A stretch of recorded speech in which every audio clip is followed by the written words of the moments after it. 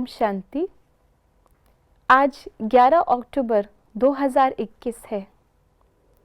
जैसे हम परमात्मा के लिए कहते हैं त्रिमूर्ति शिव, ऐसे ही हम बाबा के बच्चे भी मास्टर हैं।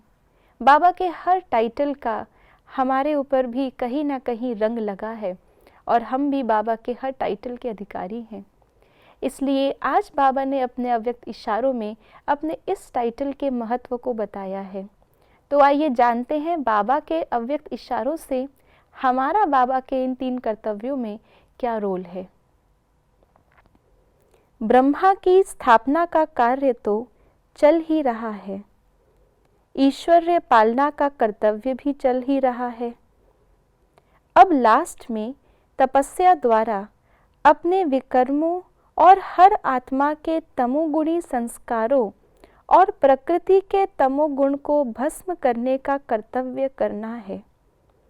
जैसे चित्रों में शंकर का रूप विनाशकारी अर्थात तपस्वी रूप दिखाते हैं, ऐसे एक स्थिति के आसन पर स्थित होकर अब अपना तपस्वी रूप प्रत्यक्ष दिखाओ। तो जैसे बाबा ने कल हमें इशारों में एक स्थिति अर्थात आत्म अभिमानी स्थिति की ओर इशारा दिया था, ऐसे ही आज भी बाबा हमें बता रहे हैं।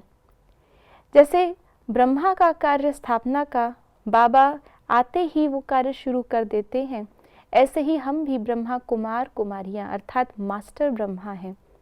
हमें भी अपने अंदर श्रीमत के आधार पर उन दिव्य गुणों की स्थापना करनी है जिस आधार से नई दुनिया की स्थापना होगी। ईश्वरीय पालना बाबा इस समय पर ब्राह्मण परिवार की तो कर ही रहे हैं, लेकिन हमें भी अपने अंदर हमारे आदि और अनादि गुणों को पालना है, जिस आधार से वो सशक्त बनेंगे और प्रत्यक्ष रूप में दिखाई देंगे। तब केवल सत्युग में तो हम उसका फल खाएंगे, वहाँ पे हमें पालना करने की आवश्यकता नहीं है उन संस्कारों की, वो पालना इस समय करनी है। और तीसरा स्वरूप जो बाबा ने बताया है विनाश का, जिसका प्रतीक दिखाते हैं शंकर। जैसे वो अचल अडोल अपनी तपस्या में रहते हैं, भले कोई भी परिस्थिति आए, भले विकार कोई भी रूप लेकर के आए, लेकिन उस तपस्वी रूप में इतनी शक्ति है जो वो विघ्न को ही भस्म कर सकते हैं, उसकी राख ही बचेगी केवल। ऐसे ही हमें भी ऐसा तपस्वी स्वरूप अभी धारण करना है जो हमारे कोई भी पिछले स्वभाव संस्कार का या पुरानी दुनिया के किसी भी चीज़ का प्रभाव हम पर ना रहे। और उसमें भी बाबा ने 3 प्रकार का बताया।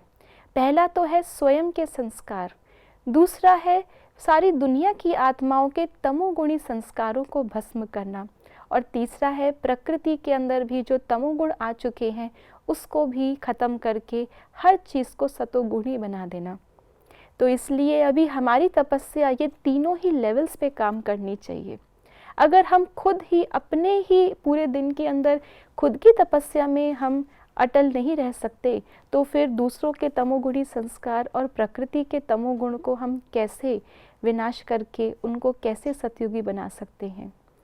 तो आज सारा दिन अपने इसी तपस्या के बल पर हम जोर देंगे और इस विनाश के कार्य के लिए अपने अंदर के संस्कारों का, जो पुराने संस्कार हैं, उनका ज़रूर परिवर्तन करने की ओर ध्यान देंगे। ओम शांति।